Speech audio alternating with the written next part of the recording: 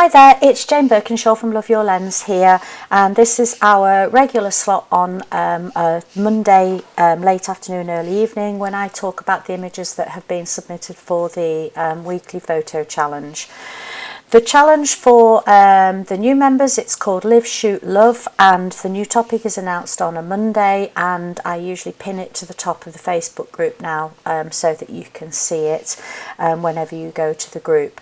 So last week's topic was seat, and we've had some lovely images submitted, and what you can see in front of you here is a collage of the ones that I've shortlisted and I'm going to comment on, and then I'm going to select my favourite, and I'll let you know which that is shortly.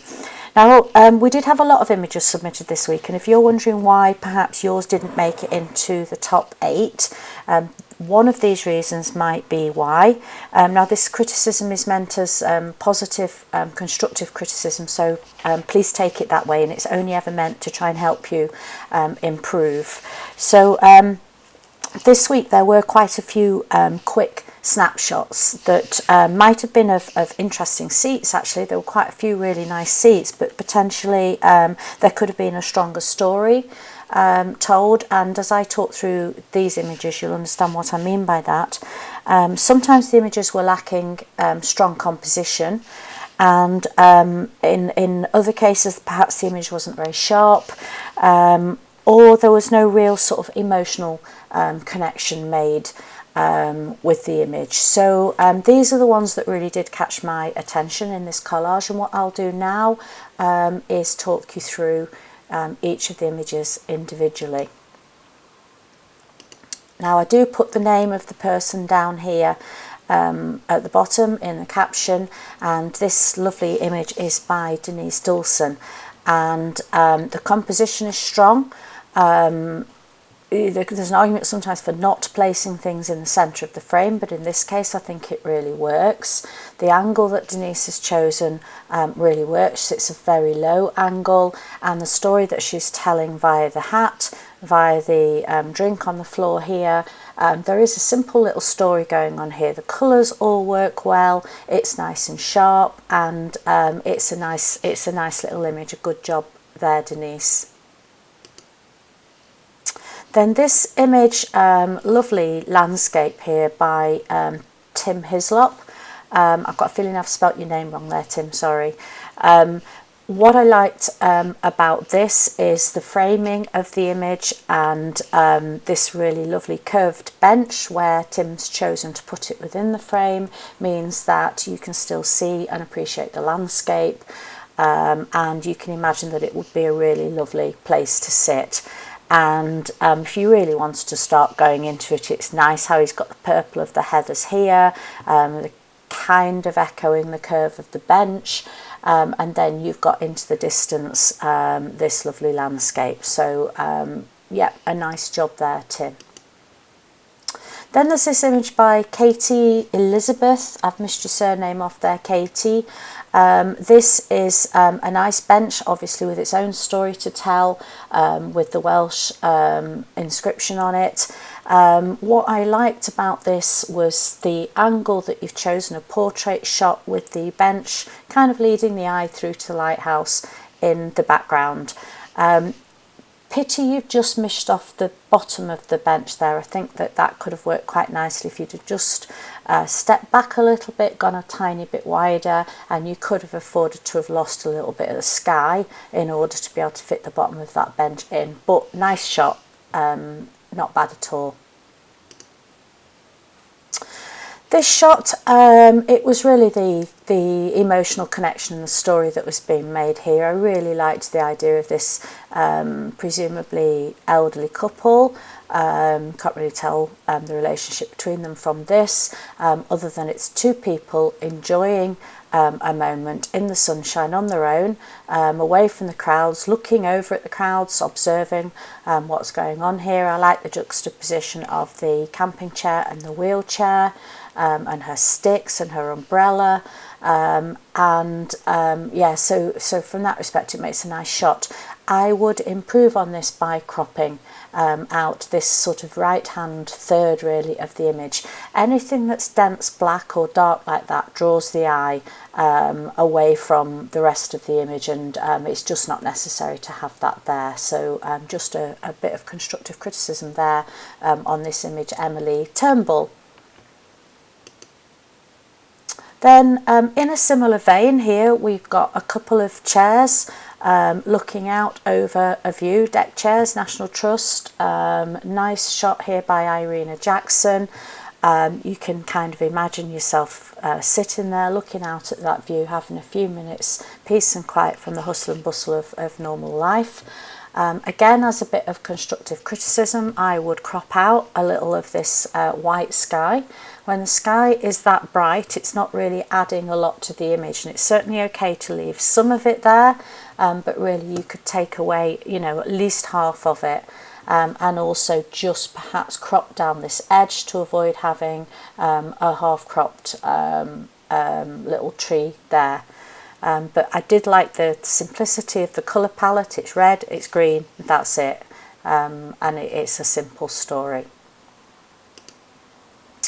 Then there's this another shot by Denise Dawson here, slightly different take on seat as we've seen it in all the other pictures. This is the seat of a bicycle, and we know immediately what it is. We don't need to be told. I like the colour palette in it. I like the depth of field and the simplicity and the bits of bokeh here. Slightly, whoops, sorry. Always does this every week, slightly overexposed in this area here, but I don't think that really matters. Perhaps just by changing your angle slightly you could have avoided that, but again, it's a strong image and I liked it, Denise. And then on to my two probably favourite images of the that have been submitted this week. We've got two images by Alan Ewart or Ewart. This one and this one. I really like both of them. Just as a quick bit of criticism before we start, before I talk about the other things, I feel as if they're probably over sharpened. It's hard to explain why, but all of this texture and the water just looks over sharpened to my eye. I apologise if that's not the case, but that's how it looks. Otherwise, I think they're absolutely cracking images.